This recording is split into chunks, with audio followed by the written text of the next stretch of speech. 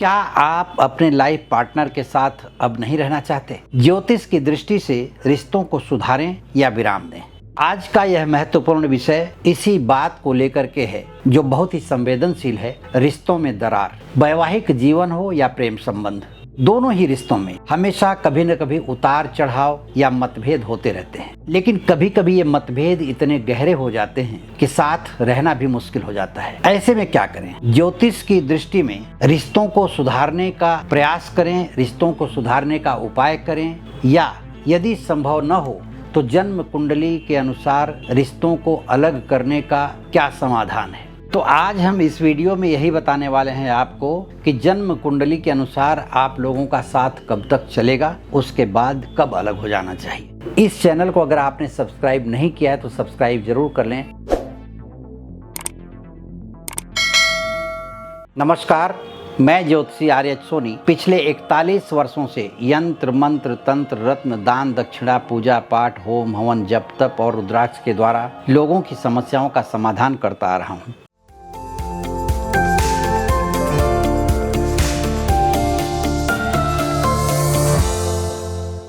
प्यार और सम्मान हर रिश्ते की आधारशिला होती है। ज्योतिष में ग्रहों की दशा और उनकी स्थिति प्रत्येक रिश्ते को प्रभावित करती है। तो आइए देखते हैं कि आपके प्रेम संबंध और वैवाहिक जीवन को प्रभावित कर रहा है। सबसे पहले हम लेते हैं शुक्र ग्रह को, जो प्रेम संबंध और वैवाहिक जीवन का कारक होता है। और शुक्र जन्म कुंडली में यदि अच्छा बैठा हो, शुक्र उच्च का हो, शुभ ग्रह के साथ हो तो वैवाहिक जीवन में 4 चांद लगा देता है। और वही शुक्र नीच का हो या किसी पाप ग्रह के साथ बैठा हो तो वैवाहिक जीवन में इतनी कटुता भर देता है कि दोनों ही व्यक्ति, पति पत्नी दोनों ही सोचते हैं कि इससे अच्छा है कि मर जाना, या जिंदगी कड़वाहट से इतनी भर जाती है कि जीने की इच्छा नहीं होती। दूसरा जो ग्रह है वैवाहिक जीवन को प्रभावित करता है वह है मंगल। मंगल के अशुभ होने से क्रोध और अहंकार आ जाता है व्यक्ति के अंदर, जिससे वैवाहिक जीवन में कटुता आ जाती है। वहीं मंगल शुभ हो तो वैवाहिक जीवन बहुत ही सुचारू रूप से चलता है। तीसरे ग्रह हैं राहु और केतु।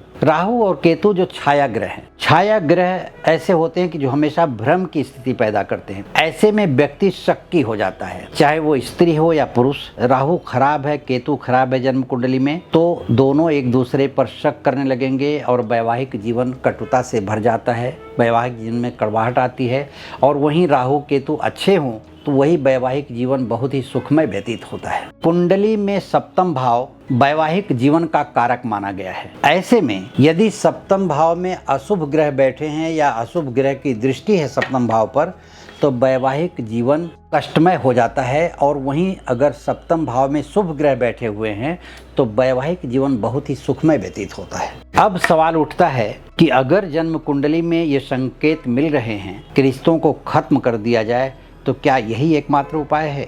नहीं, ज्योतिष शास्त्र केवल भविष्यवाणी ही नहीं करता, वह उपाय भी दर्शाता है। तो आइए जन्म कुंडली के किस भाव में कौन से ग्रह खराब बैठे हुए हैं जिससे आपका वैवाहिक जीवन प्रभावित हो रहा है, उसका उपाय क्या हो सकता है मैं आगे बताऊंगा। वैवाहिक जीवन में जो कठिनाइयां आती हैं उसके कारक तो ग्रह ही होते हैं। उनका प्रभाव व्यक्ति के जीवन पर पड़ता है और व्यक्ति अपने मन से उस तरह का डिसीजन लेने को मजबूर हो जाता है जिस तरह से ग्रह उनको सुझाव देते हैं। ग्रहों की स्थिति खराब होने के कारण व्यक्ति के अंदर अहंकार, क्रोध, शक करना या एक दूसरे को नीचा दिखाने की आदत सी हो जाती है। ये ग्रहों की स्थिति होती है। ऐसे में ज्योतिष ये बताता है कि आपकी जन्म कुंडली में जिस ग्रह के खराब होने की वजह से आपके अंदर ये बातें आ रही हैं या आपके लाइफ पार्टनर के अंदर ये बातें आ रही हैं, उसको सुधारा जा सकता है।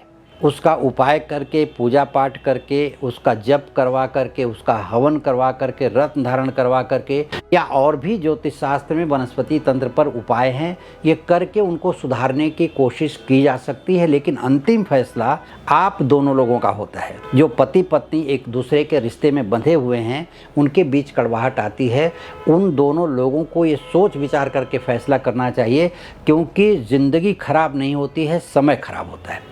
अगर कुछ दिनों के लिए समय आपका खराब है तो उसे सुधार करके इंतज़ार करें और फिर एक दूसरे के साथ जीने मरने की जो आपने कस्में खाई थी वो आप आगे निभा सकते हैं। ऐसे समय में जन्म कुंडली का विश्लेषण करवाने के लिए या मुझसे व्यक्तिगत रूप से संपर्क करने के लिए वीडियो के नीचे दिए गए लिंक पर आप क्लिक करें और मुझसे संपर्क कर सकते हैं।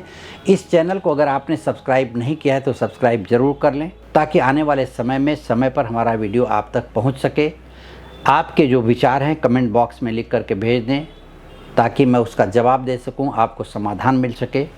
नमस्कार, धन्यवाद।